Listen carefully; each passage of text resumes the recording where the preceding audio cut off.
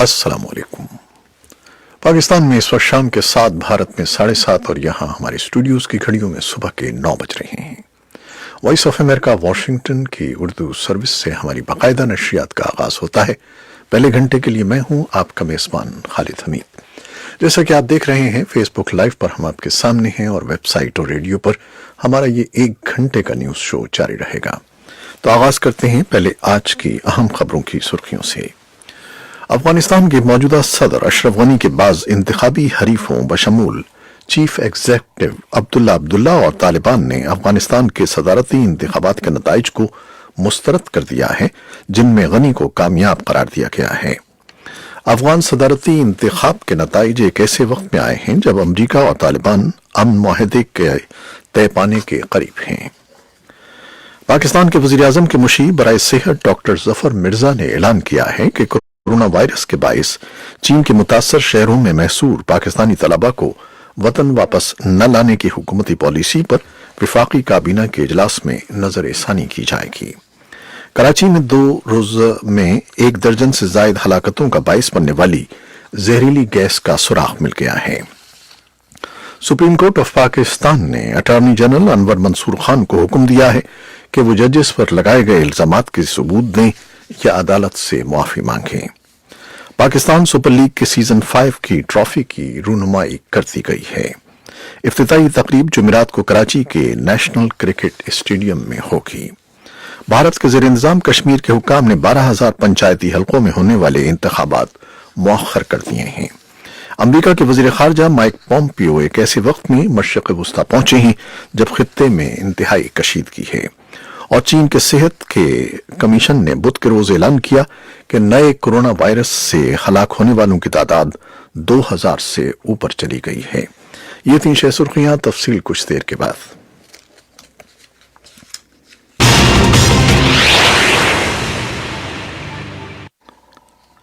अफगानिस्तान के election commission ने सदारती इंतखाबात के 5 माह बाद नताइज का ऐलान करते हुए अशरफ गनी को कामयाब करार दिया है।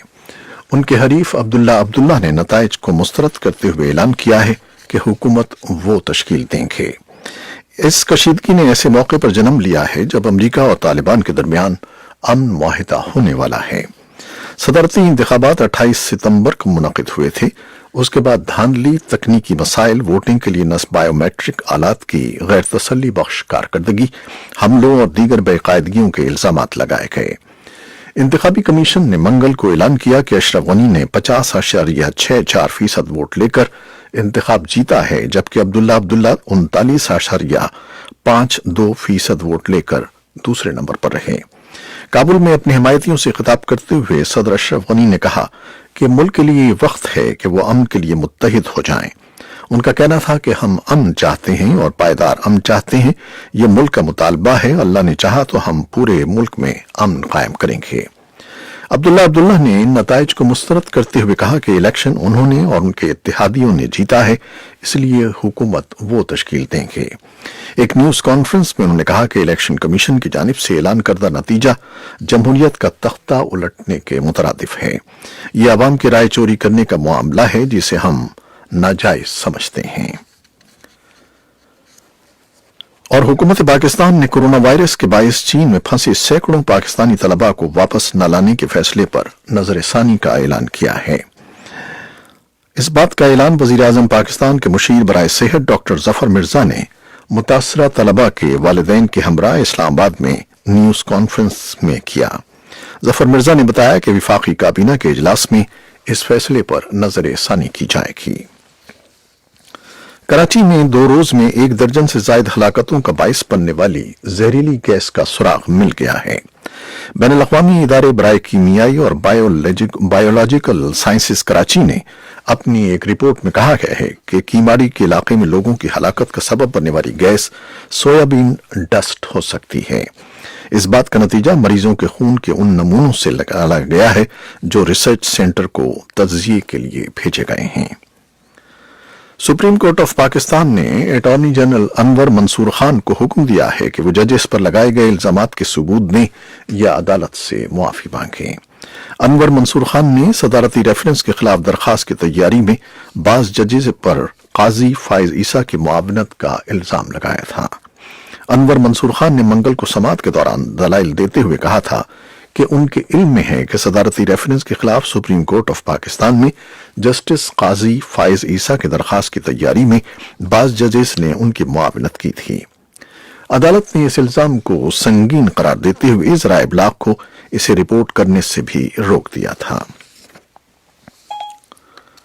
بھارت کے زیر انتظام کشمیر کے حکام نے 12,000 پنچایتی علاقوں میں ہونے والے انتخابات مؤخر کر دیے ہیں۔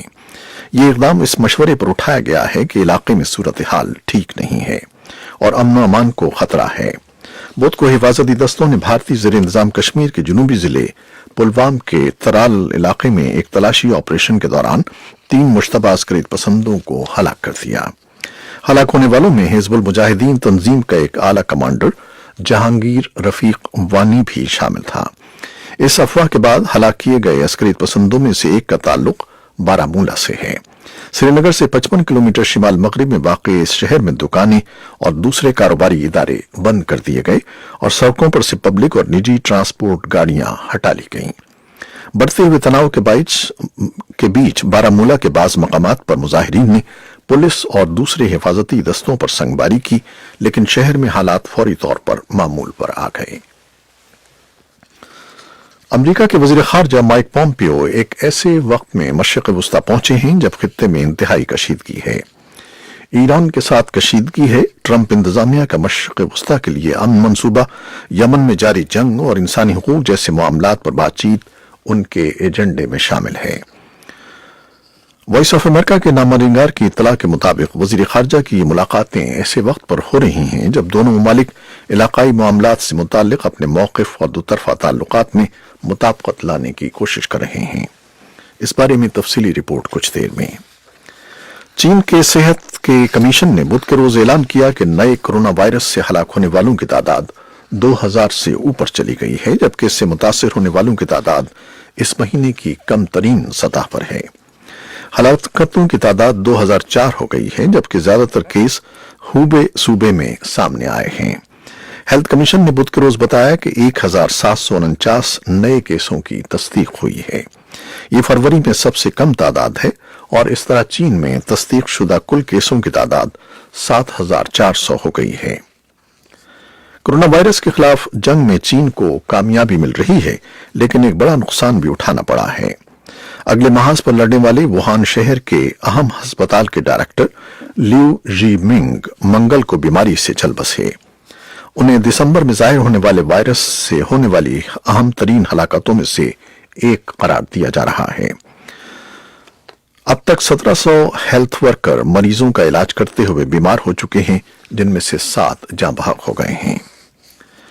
لیبیا کی بین الاقوامی طور پر تسلیم شدہ حکومت منگل کے روز جنیوا میں اس وقت اقوام متحدہ کے زیر انتظام امن بات چیت سے علیحدہ ہو گئی جب ایک مخالف حکومت کی فورسز نے طرابلس میں بندرگاہ پر گولہ باری کی، لیکن ایک ماحولیاتی تباہی ہوتے ہوتے رہ گئی۔ سابق جنرل خلیفہ حفتر کی لیبین نیشنل آرمی نے بندرگاہ پر میزائلوں سے حملہ کیا، لیکن یہ حملہ مایا گیس کے ٹینکر سے چند میٹر دور ہوا۔ اگر یہ ٹینکر زد میں آ جاتا تو ایک ماحولیاتی اور انسانی آفت آ جاتی۔ نیشنل آئل کارپوریشن مصطفیٰ ثناء اللہ نے یہ خدشہ ظاہر کیا ہے۔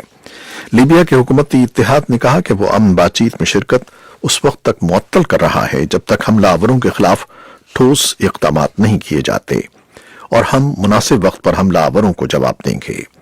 روس اور ترکی کے زور دینے پر دونوں فریقوں نے پچھلے ماہ فائر بندی پر اتفاق کیا تھا اور جنیوا میں مذاکرات شروع ہوئے تھے۔ برطانیہ نے کہا ہے کہ وہ یورپ سے علیحدگی کے بعد امیگریشن کا نیا نظام بنانے جا رہا ہے، جس میں دنیا بھر سے اعلیٰ مہارت یافتہ افراد کو برطانیہ آنے کے لیے ترجیح دی جائے گی، جبکہ یہ نظام پوائنٹس کی بنیاد پر افراد کا انتخاب کرے گا۔ برطانوی خبر رساں ادارے رائٹرز کے مطابق برطانیہ یہ نظام اس لیے بنا رہا ہے تاکہ یورپ سے کم معاوضے پر افراد پر انحصار ختم ہو سکے۔ اور پاکستان سپر لیگ کے سیزن 5 کے لیے ٹرافی کی رونمائی کر دی گئی ہے۔ اس حوالے سے کراچی کے نیشنل کرکٹ اسٹیڈیم میں تقریب کا اہتمام کیا گیا۔ اسکواش کے سابق کھلاڑی جہانگیر خان نے کپتانوں کے ہمراہ تقریب میں شرکت کی۔ ایسا پہلی بار ہوا ہے کہ پی ایس ایل ٹرافی کی تقریب رونمائی پاکستان میں ہوئی ہے۔ اس سے قبل 4 سیزنز کی افتتاحی تقریب متحدہ عرب امارات میں ہوتی رہی ہے۔ یہ تھیں وہ خبریں جو فیس بک لائیو پر ہم نے آپ کے لیے پیش کی۔ ویب سائٹ اور ریڈیو پر ہمارا یہ 1 گھنٹے کا نیوز شو جاری رہے گا، ہمارے ساتھ رہیے گا۔ کیمرامین فواد الیاس کے ساتھ فیس بک لائیو سے اجازت چاہتے ہیں۔ اللہ حافظ۔